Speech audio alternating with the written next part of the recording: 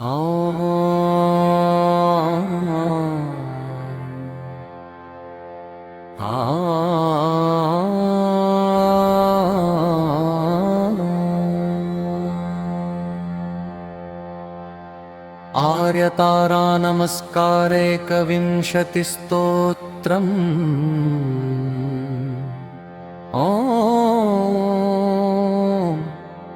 नमो भगवते आर्यश्री एकविंशतिताराये। नमस्तारे तुरे वीरे क्षणद्यूतिनिभे क्षणे। त्रैलोक्यनाथ वक्त्राब्जविकसत्कमलोद्भवे।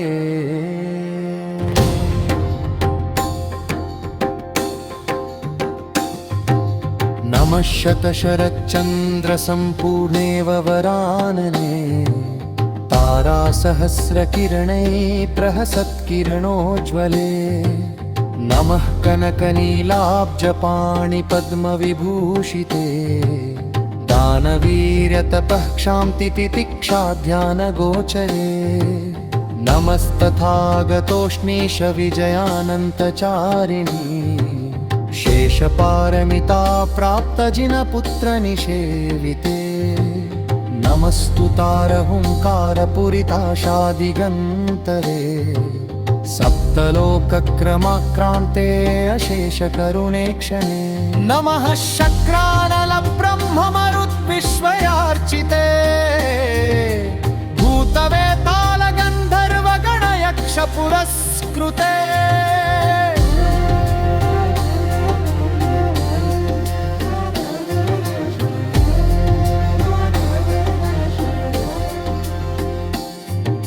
नमस्त्रदिति फट्कारपरयन्त्रप्रमर्दिनी। प्रत्यालीडपदन्यासे शिखिज्वालाकुलोज्ज्वले। नमस्तुरे महाघोरे मालवीरविनाशिनी।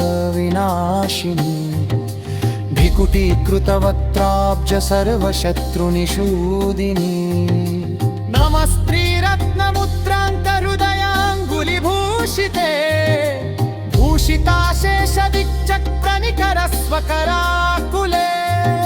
नमः प्रमुदिताशेषमुक्ताक्षीरप्रसारिणी। हसत्प्रहसदुद्दारे मारलोलवशङ्करी। नमः समन्तभूपालपटलाकर्षणे क्षणे। चरभ्रुकुटिहुङ्कार सर्वापदविमोचिनी। नमः श्रीखण्डखण्डेन्दुसुमुक्ताभरणोज्ज्वरे। अमिताभजिताभारभासुरे किरणोद्धुरे। नमः कल्पन्तहुतभुगज्वालामालान्तरस्थिते। आलीडमुद्रिताबद्धरिपुचक्रविनाशिनी। नमः करतलाघातचरणाहतभूतले। भ्रिकुटीकृतहुङ्कार सप्तपातालभेदिनी। जानामः शिवे शुभे शान्ते शान्तनिर्वाणगोचरे। स्वाहा प्रणवसंयुक्ते महापातकनाशिनी।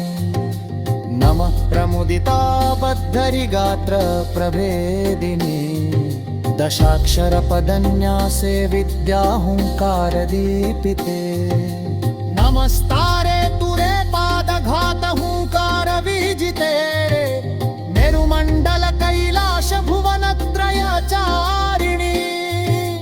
नमः सुरेशराकार हरिणाङ्ककरस्थिते। हरितविरुक्तपत्कारे अशेष विषनाशिनी। नमः सुरासुरगणयक्षकिन्नरसेविते। अबुधमुदिताभोव्रकरी दुःस्वप्ननाशिनी। नमश्चन्द्रार्कसम्पूर्णनयनद्युतिभास्वरे। ताराद्विरुक्तदुद्दारे विषमज्वरनाशिनी। नमस्त्रीतत्त्वविन्यासे शिवशक्तिसमन्विते। ग्रहवेतालयक्षोष्मनाशिनि प्रहरे तुरे। मन्त्रमूलमिदं स्तोत्रं नमस्कारैकविंशति।